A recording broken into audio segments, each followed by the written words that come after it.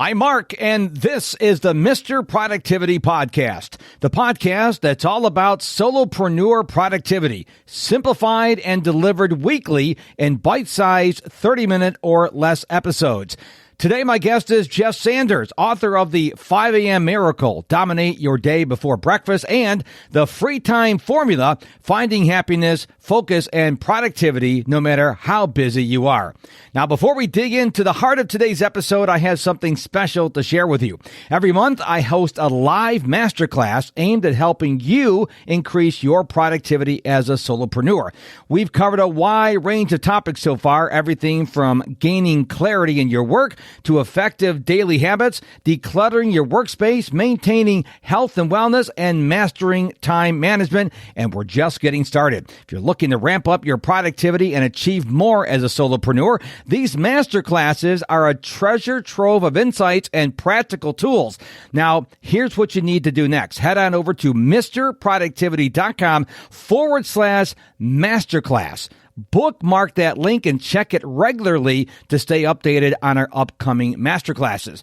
But why just stay updated? Why not join us live for the next masterclass? Learn from these interactive sessions, engage with a like-minded community, and transform the way you work. So what are you waiting for? Don't miss out on the opportunity to propel your solo venture to new heights. Go to mrproductivity.com/masterclass and sign up today. Now, on with the show. Jeff, welcome back to the show.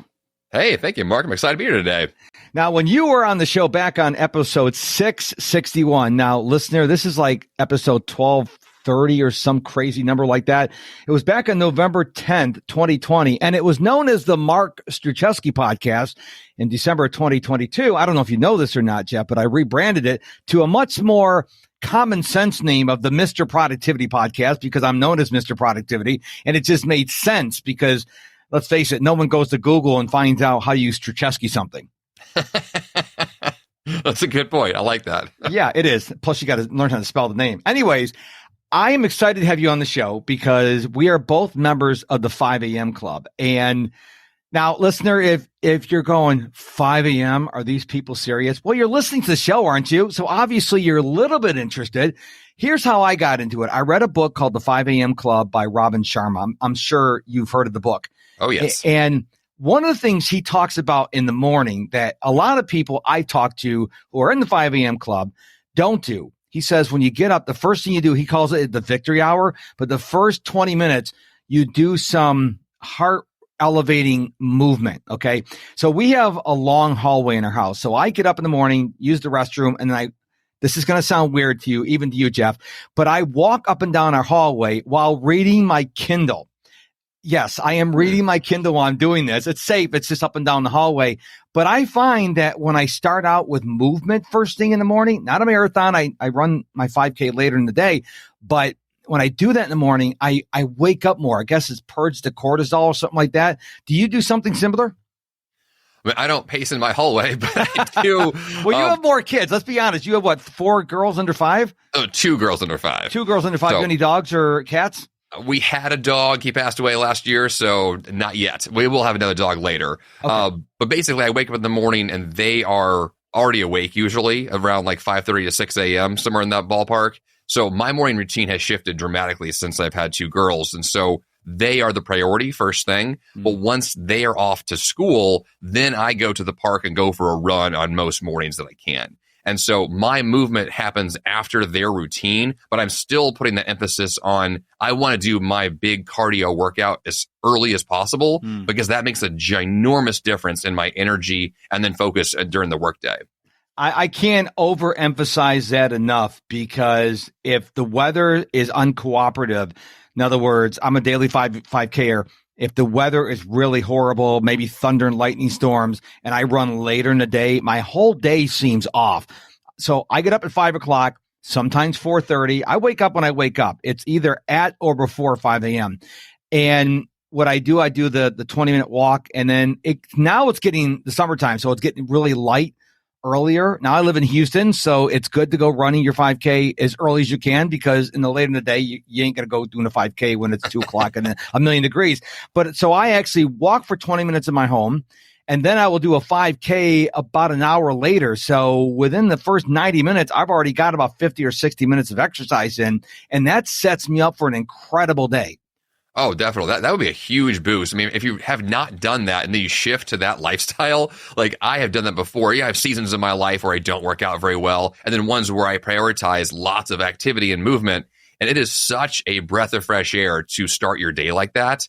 And then you can feel the benefits of it. This is what I love so much. It's the emotional, boost you get from feeling so good. And then you take that into your day. It's just, it's phenomenal. Yeah. And listener, you don't have to run like I do. You can put your headphones on, run around the room, chasing kids or cats, same thing. Exercise, take a brisk walk with your neighbors. It's just getting your body movement. And I've been studying a lot on longevity lately, and I'm listening to a book right now called The Blue Zones.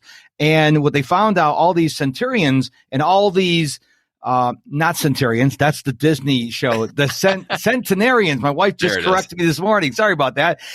These people are like 95, 100, 105 years old. And what they find out, these people are very active, whether it's gardening or walking up in steps or walking to the water well, whatever the case may be, they're very active. And when my mother died in June of 2022 from Alzheimer's, and when she first got it diagnosed 4 years before that, I talked to her doctor, and the doctor says the most important thing you could do is your age, and I'll be 58 next month, and June 21st, is to stay active, because then you keep those blood vessels strong in your brain. And what they found is a lot of people who suffer from these diseases, there's a connection to becoming sedentary. As we get older, we become sedentary. And so I think it's important at any age, you need to move as much as you can.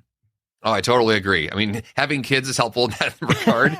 But yeah, there's lots of ways to integrate movement into your day without having to go out of your way to do it. And I found that, the more active I am, the better you feel. And yes, to your point about longevity, there's massive health benefits to that as well. Now, what else do you do in the morning? So you wake up at 5 o'clock, but your girls are up like within 30 minutes of you waking up? Yeah, so the girls wake up, it kind of varies, but they are up between 5:30 and 6:30. And so my intention is to get myself prepared to be able to take care of them, right? So I'm going to do all the things I can, I do chores a lot in the mornings, which is kind of a physical movement activity, whether it's laundry or dishes or picking the house up. Like, I'm getting myself moving in that regard, so that then when they're awake, I can then prioritize taking care of them. And so preparing them for school. And so my routine basically is get myself ready, get the house ready, get the girls ready, and then I go from there. What do you do when they're off from school? Like, we're approaching summer now, unless summer's already happened, summer vacation where you are. I don't know where you live. I don't remember. But have they started summer vacation yet? So yes, I live in Nashville, Tennessee, and our girls just ended their school year. So today was actually their very first day in their summer school. So they're beginning that process now. So they are off at summer camp basically, and then I have my work days available. So now that it's 10 a.m. in Nashville right now, so they have just gone off to school, and my work day has begun. So I kind of shift from when they are at school into, usually it's either a workout or right to my first big work activity. Just a little side note here. I remember when I was in school, I looked forward to vacation, couldn't wait for the summer to get here, but then I really quickly became bored. Now there's a lot of schools that go year round, and what they found is the kids' grades are going up, because instead of getting a 3-month break, they go to school, I think, for 2 or 3 months. They get 2 weeks off, which I think is the right amount, 2 or 3 weeks. And then you go back to school for 2-3 months, and they're actually finding the grades go up because, I mean, you remember summer vacation. The first 2 or 3 weeks were awesome. And then you're like, we're bored. Yeah, our girls they have miniature breaks between their sessions, kind of like 1 to 2 weeks off. So yeah, it's good to keep them busy. That's definitely true. Yeah, it keeps them out of trouble and keeps Dad happy as well. So now you wrote the book. Now you've written 2 books. Now, you were on the show, as I said, back in 2020. You'd only written the 5 a.m. Miracle, Dominate Your Day Before Breakfast. And then you have a new book, a brand new book, The Free Time Formula, Finding Happiness, Focus, and Productivity, no matter how busy you are. In other words, listener, that means no excuses. Okay, no matter how busy you are. Tell us about the second book. So if you want to be like, let's just kind of lay out my history here real quick. The 5A miracle came from essentially my desire to shift my time frames to get more value out of my day, right? Waking up early on purpose to prioritize morning routines and systems throughout the day. The free time formula really kicked in when I was inadvertently burning myself out. So I was basically burning the candle at both ends, pushing myself to every angle I could. So as a guy who teaches productivity, also, I was kind of doing the opposite of what I was trying to teach, which was I was doing so many things so well on certain levels that I was just exhausted. And I had these multiple like burnout moments that were just like, were almost killing me.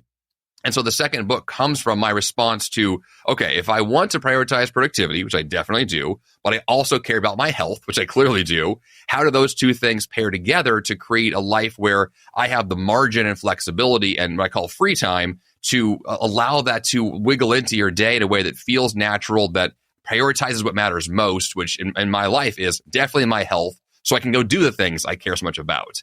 And so the intention behind it is the balance between the things that matter and the things you want to do. And all that comes together with flexibility and margin built in. So that's kind of the foundation for that book. I love it. And one of the things I learned from Grant Cardone, he's got this book, the 10X Rule. Obviously, you've read it because you sound really well read to me. But I use this 10X planner. I can't tell you how many planners I have used over the course of my productivity coaching career. But two things he has in his planner I really like is every day you have to write down your targets. What are you going to do today? And a lot of people, as I'm sure you know, they just say, well, I'll figure something out. That's not a plan. Write it down. It becomes real. And then he's got a spot for successes because we don't always have big successes, but we have successes every day. And I think it's important that you write down your successes because when I sit there at the end of the day and I'm writing out my successes, I'm like, wow, even though I didn't think I did a lot today, I did do a lot today. So I think targets and successes written down, not thought about, though you can think about it, not meditated on, though you can meditate on them. I think it's powerful for you to get your pen and any notebook. You don't have to use a 10X planner. Any notebook will do, or a journal, bullet journal, whatever, and just write down, what do you want to get done today? And your successes, because since I've been doing this, I tell you, I get even more things done because now when I write my targets, I make sure there are things that really need to get done. And it's not just like admin work. Oh, totally. I've used a task manager on my computer for years, and it's one where it has written down the things I want to do today. But then as I do those things, I'll check them off the list. And at the end of the day, I can review the things I got done. And I do this every day. I'm always looking at this list. So I get that sense of, here was the plan for the day. Here's what actually happened. And I can reflect on that and see those successes and see like, okay, today felt crazy, but I got a lot done. Or the opposite. Today felt like nothing happened, but really a lot did get done. I like that sense of the emotional attachment to the success of the day. And I'd like to know how you handle when life happens. So back in October 2017, my wife fell at home and broke her arm. That was not on my schedule today. That was not a target for that day. That wife breaks arm, go to the emergency room, go to the hospital. And we have to adapt because when life happens, whether someone gets hurt or your internet or your power goes out, or maybe you're going to do a podcast interview on the Mr. Productivity podcast and the city decide that's the day they're going to jackhammer at the street in front of your house. Things like this happen. So how do you handle when life happens? With two girls, life happens every day, all the time. Like, I would love to say that, like, I have a plan for my day and I did the whole plan as I thought I would. No, like that never happens now. So this idea that like flexibility is extremely important, more so now than ever has been. And it's one of those cases where when I set a plan for my day, essentially these are kind of like, they're malleable, like they're able to be moved around. Like I have a few core things, like, talking to you today was on the calendar at a certain time, certain date, it was going to happen. So I work my schedule around those kind of bigger rocks that are definitely going to be there. But for the most part, the rest of my life is based on priorities. So it's what matters most. Let me make sure that's the first thing I work on. And then, the second thing, then the third after that. So really it's a question of, do I know what actually matters in my life? And how can I make sure the things that matter are being addressed first in my day? Regardless of how hard they may be, I'm going to do them first. And that has allowed me to really be more flexible, because then if my schedule does get thrown off, which it will, I know, like, for a fact that the things that mattered most are already addressed. And I get so much more confidence in how I flow through my day, knowing that things that matter are addressed and everything else is a little more flexible. I can do it tomorrow and I'm not going to die. And that allows me to just enter into my day with a sense of confidence that I'm going to do what matters today for sure. One of the things I shifted to with the 10X planner is not being so, what's the word I'm looking for? So militant on my schedule. So I used to pull up my Google Calendar every night and I used to, okay, I'm going to read at this spot. I'm going to do content creation at this spot, et cetera, all the way down the line. But then I realized there's very few things that need to go on the calendar, like podcast interviews, coaching clients, speaking gigs. Everything else, I want to get done at some point during the day, like you alluded to. So Grant's planner set up like 6 a.m. to 9 a.m., 9 a.m. to noon, noon to 3, 3 to 6, and so on. So if I put something, I think I'm going to do content creation from 9 to noon, but I'm not feeling it, well, I can move it to 3 to 6 because it doesn't have to be done at a specific time. Once I realized that, I felt this weight lifted off my shoulder. As long as these things get done today, it doesn't matter if it's 9:30 or 3:30. Oh, that's so true. I've had that thought for a long time that I really like the idea that things are flexible because I have definitely realized that my life never quite works the way I think it does in my head. And so the more that I'm able to then flex in the moment, one thing I've really leveraged recently on that same line is I'll take the thought of what am I like really feeling right now? Am I in a zone right now for a certain type of task? And so I'll then batch together all the tasks that are similar in that nature and do all of that work at once. And I'm getting so much more value out of that because when I'm in the zone, I'm feeling something, I'll just spend a lot of time doing that thing and I get so much more done in a faster time period. And then that also then has my schedule kind of based in these batch sessions. And that has been a big breakthrough for me the last few years to get just a lot more done because I can dig into the work with more depth and still have flexibility because it's not things that have to be done immediately. One of the things I started doing is like I have Calendly. I use Calendly, as you know, and I have an event called Virtual Coffee. And I used to use virtual coffee options like Tuesday through Friday from 9 a.m. to 5 p.m. And I'm like, that's crazy because I don't want to do virtual coffee on a Tuesday and a Wednesday and a Thursday and Friday. So now virtual coffee days are Friday. I only book a maximum of 2 and that's it.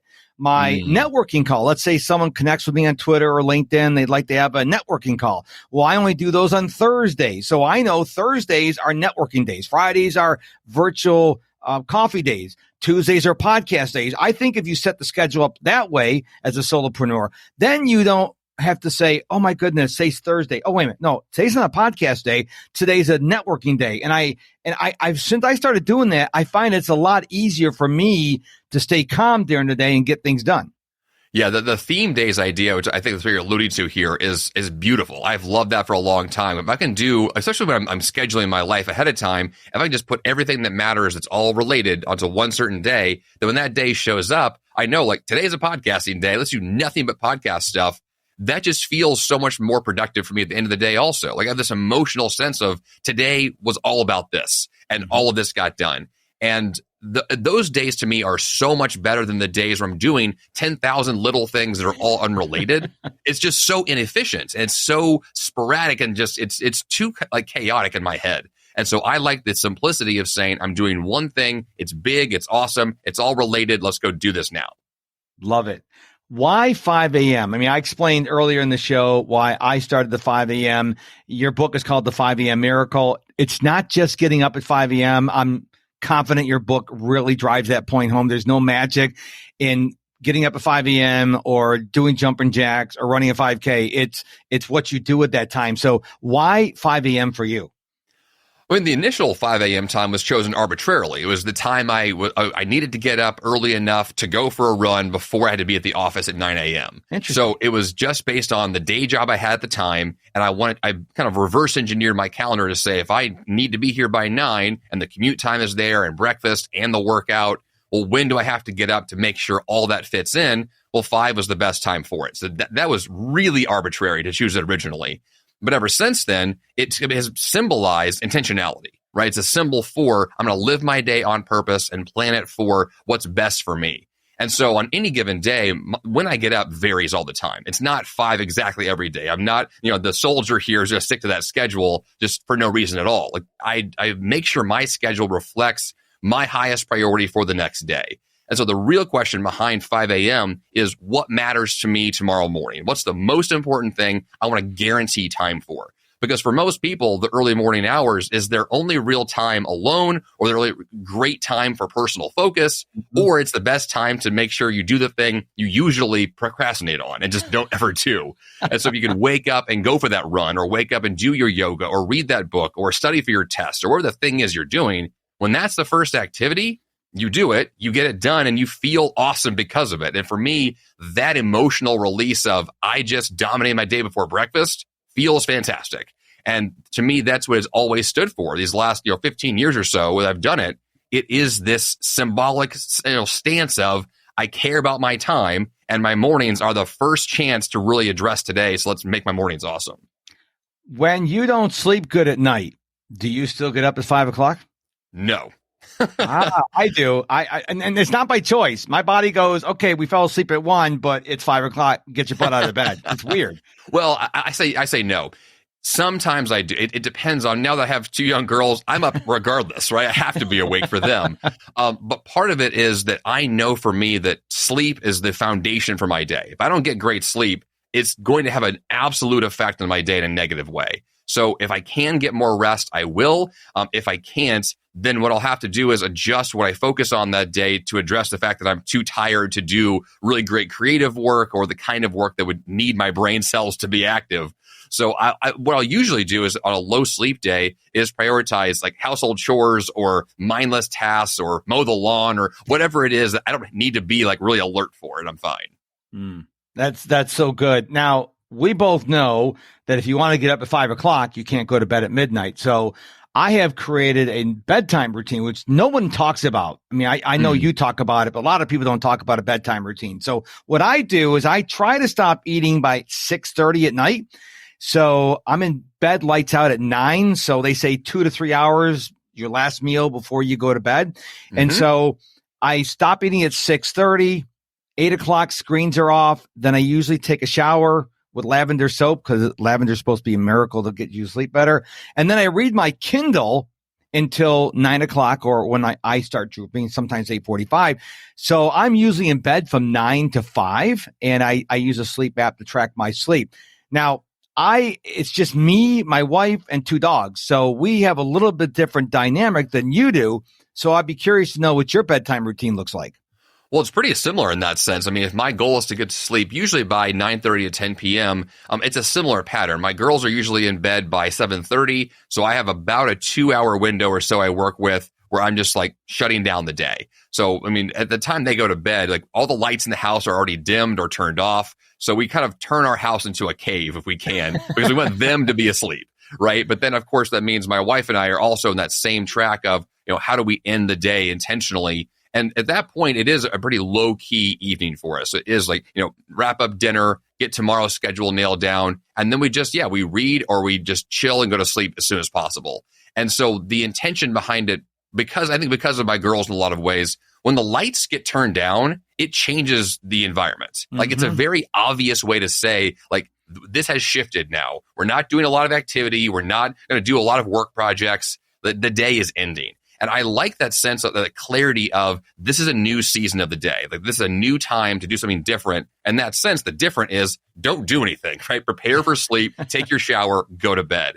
And I have a hard time doing that because I like to get stuff done all the time. In the mornings, I have quite a bit of caffeine. So by the time the day is ending, I have to force myself to slow down and go to sleep. Like my biggest challenge is I want to stay up and keep working. Like I want to keep moving. And so I have to tell myself, like, don't do that, go to bed, which is my biggest challenge. In the book, The Blue Zones, they talk about the centenarians. Doggone it, I said it wrong again.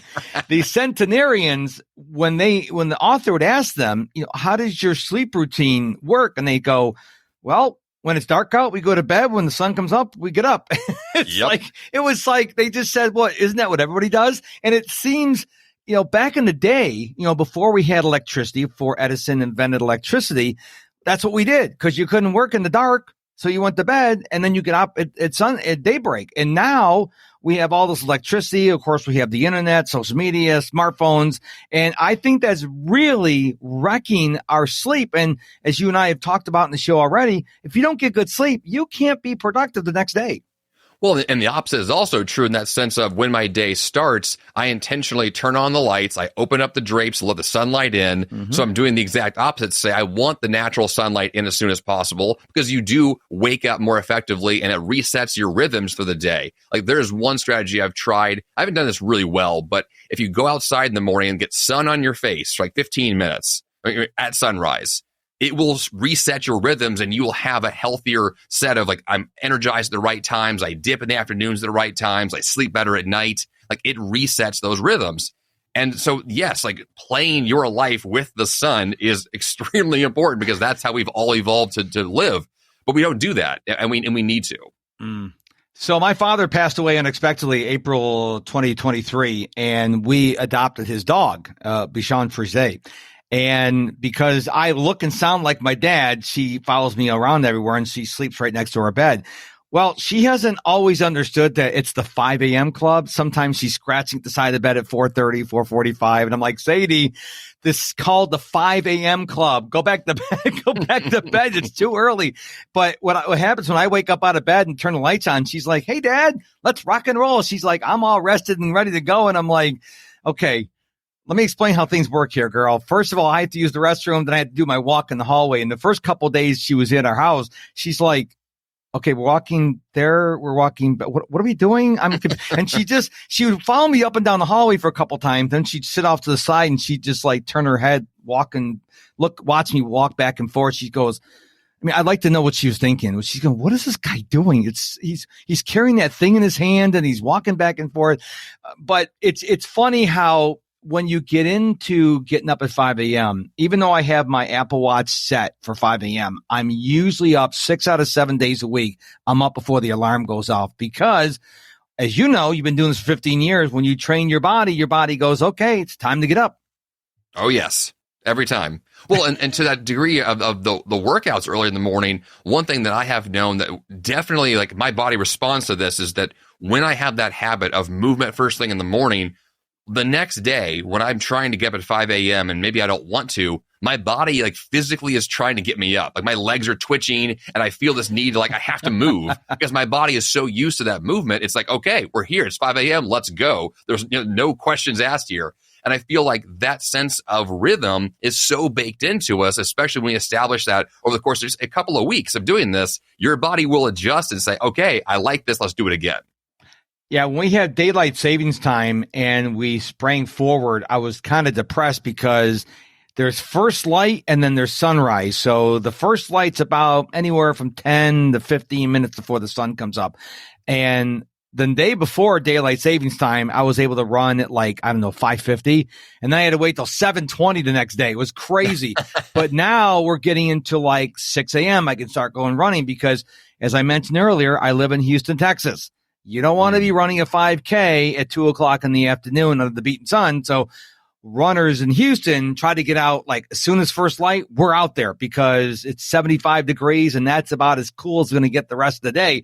And so that's why I prioritize running. So I don't like it too much when the daylight savings time hits me because then I get grumpy because I got to run later and I don't like to run later. But remember I told you how sometimes the weather interferes with my daily running. I've been running every day at least 1 mile since August 29th, 2017.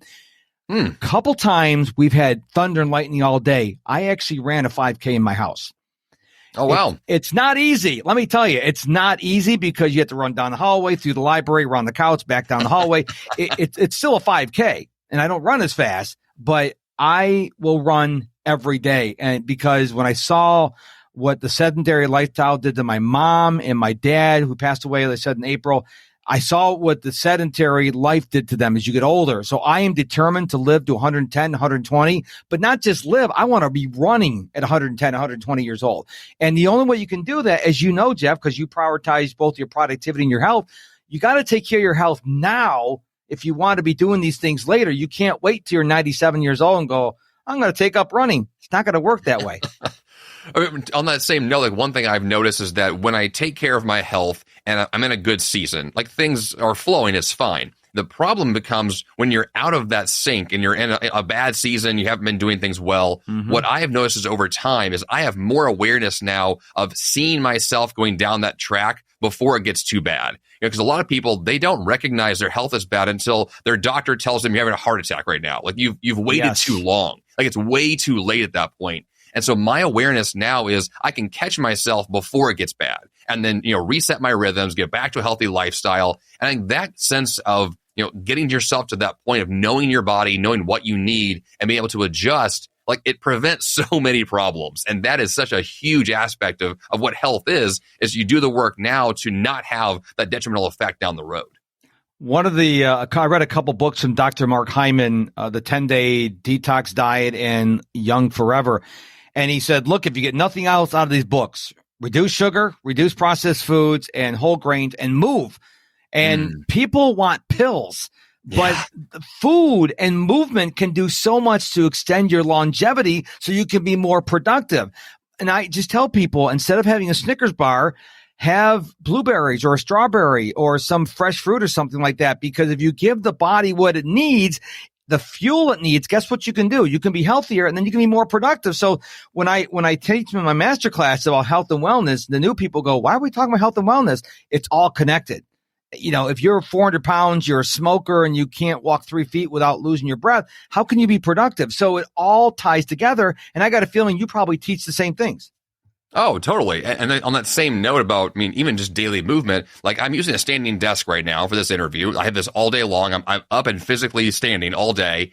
I'm wearing, those Vibram 5-finger shoes, like your toe shoes. Yes. I'm wearing those also. So like I'm intentionally this is a daily thing for me. So I have very thin soled shoes. I stand, I walk. Like this is just part of my everyday, regardless of whether I go to the gym today or not. Like my day is built on activity. And that is the foundation for the work that I'm doing. So I want everything that I do to be revolved around this idea that I care about my health and here are the things I'm doing to make sure that's true. And it's so natural after a while to have those things built in. You don't have to think about it. It's just how you live. And to me, that's the ideal, is that I'm not going out of my way to be healthy. It's just who I am and what I do.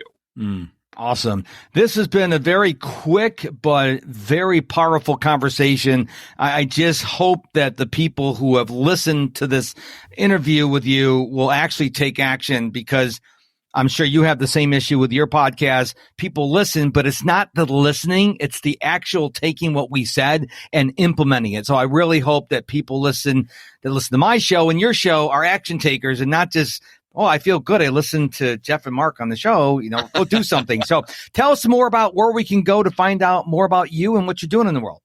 Sure. So my podcast is called The 5 a.m. Miracle. The website is jeffsanders.com. And that'd be the best place to go if you want to learn more and dig into my content, which sounds very similar to Mark's in that sense of really caring about all this great stuff. So that's where to go.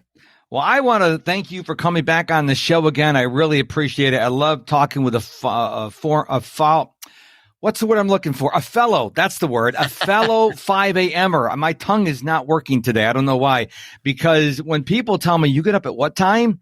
And I'm like, well, I get up 5 a.m. so I get a lot of work done. Like, well, what time do you go to bed? 9. They're like, 9? I'm like, yeah, 9. Why is that so weird? Going to bed at 9, sleeping till 5. It's 8 hours sleep. Well, you're missing out. What am I missing out? And when I ask them that question, Jeff, they go, sports. I can watch on replay.